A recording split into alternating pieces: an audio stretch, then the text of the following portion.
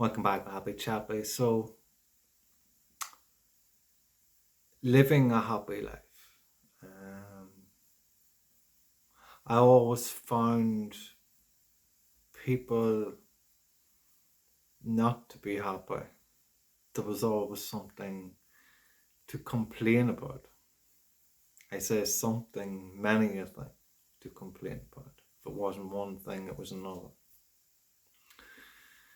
And in between all the complaining, there was very little satisfaction in who they were, in their life. And so, what you get to see is they drift away from their dreams and start being just something in everything that they see, by all that they see. So they become a part of everything while being a nothing, nothing to what they desired to be. And when you ask people about what did you want to be when you were a child, what was your dream? What took you away from it? Why are you not there? Why are you not on that path? And you will find a lot of people will blame it on money. So I recently put up a video on the World Martial Association, I believe that's what it is, the WMA. It's in my posts if you want to check that out. Now, before you check that out and get an understanding of what's coming in the future, I want you to step back into that child who had that desire, that passion to be something or to have something that would bring that enjoyment to oneself. And what would it take to get there? And so we can all say or use that excuse as money.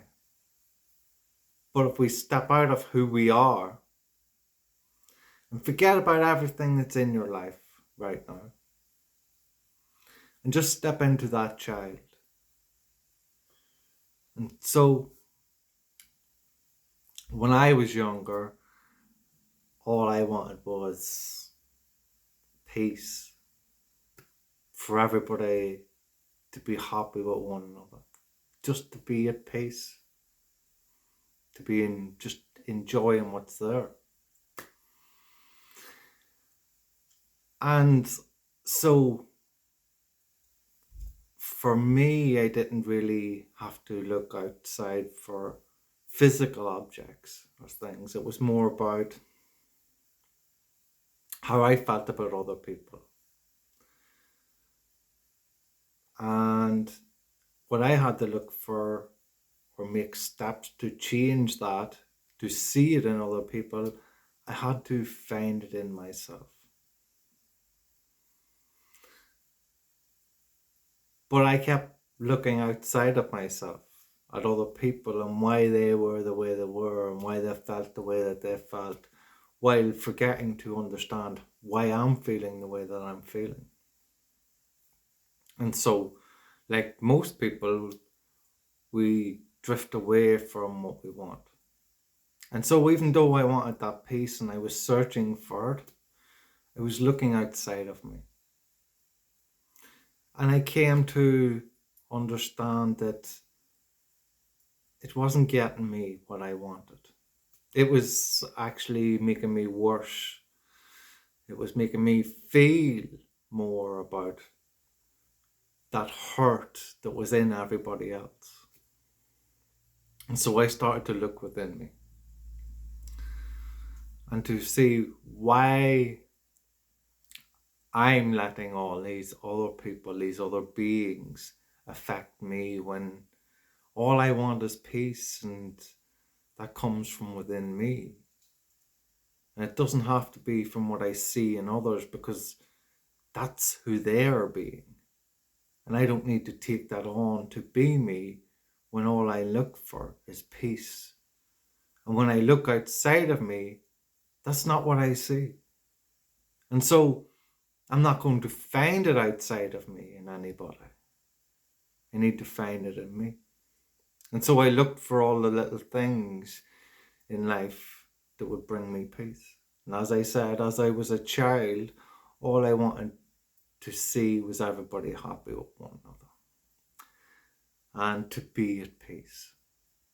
And so I needed to bring that peace and happiness to myself before I could ever see it in anybody else, as it wasn't there.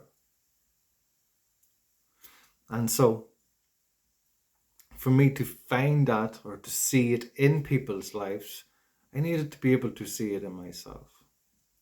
And so I started to look for little things that I enjoyed about out here, about everything that was going on, and how I would observe or take part into things and how that would make me feel.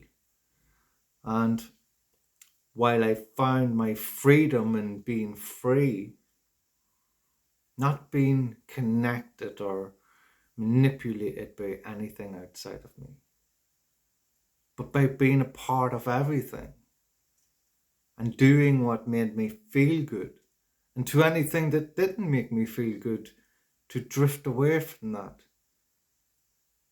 until I was feeling that I was in a place where I was balanced with everything outside of me, in how I would feel within me, in that peace and happiness that I desired. And so when I found that, I could see in other people the goods and the bads, why they were feeling the way they were feeling, like I seen before. But I could also see the good. I could also see the positive, the things that they could bring from what was negative in who they were being. Not that they were a negative person, but how they'd picked up everything from outside of them, which took control of who they were being, which made them drift away from their truth, drift away from that child who had desires that they drifted away from, and now felt lost that they never achieved them because of everything that went on out here. And now I could see how they could bring that to the reality by the pain that they held within who they are. And it was just like me. We got caught up in the world outside of us, and we needed to turn back in. And so if you find yourself in a place where you haven't achieved what you desired as a child, and that you feel if it was coming to an end, that you would regret that you didn't do this, or you didn't find this in your life, or this would have made you happy, now is the time. Now is the time to make that change. And as I say, the funding will be coming, so you can't use that as an excuse.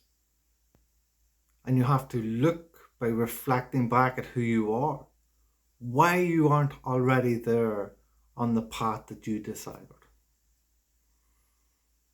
And if it's the funding, and so it costs so much money, how many times did you stay to your path and put away money towards that, or buy something that related to that would give you more knowledge about it, that would bring you closer to that? How many times? And I'm sure what you will find is within your path that you didn't keep focusing on what you desired, that you started focusing on other things out here. Maybe it was things for your home. Maybe it was for a better car. Maybe it was for a better home. Maybe it was for a better job. Because you've seen other people doing these things, and you connected with them with that magnetism of ourselves in that animalistic way of being. And so we start to get into habits that are much like other people that we see. And so it takes us away from being in our truth. And so we drift away in the world outside of us, away from the world that's within us, and soon we're trapped in the world outside of us, while feeling the sense of loss within. The loss of that child who had once desires that drifted away because we couldn't keep our focus. And a simple way to prove this to you is focus on something. Ask you to take a minute or two and place your focus on the wall and just think about that point in the wall. And I can bet within 30 seconds, you'll have shifted from that focus on the wall. Because you're not used to focusing on the one thing, the mind gets so scattered. It bounces from here to there to there to here. And soon, what you see is we're caught up in everything out here. And we're unable to focus on something. And to begin to focus on something, it becomes a sense like pain, irritation, because we're unfamiliar with it and we're more familiar about moving the mind through thought to thought about this and thought about that. Scattered mind, the monkey mind, filled with loads of thoughts to feel something inside, while always feeling empty from the monkey mind, because we've never filled our desires until we can focus at something and keep that focus. And so what you will find is when you try to focus, you're going to become irritated, that your mind's going to start scattering all these monkey thoughts about things that aren't even beneficial to you, that ain't going to help you get to where you need to go. But the simple test will show you how scattered your mind is with thoughts, just to focus on something for a minute or two. And you won't last that minute or two. You will last about 30 seconds at the best, because your mind will get scattered with all them thoughts.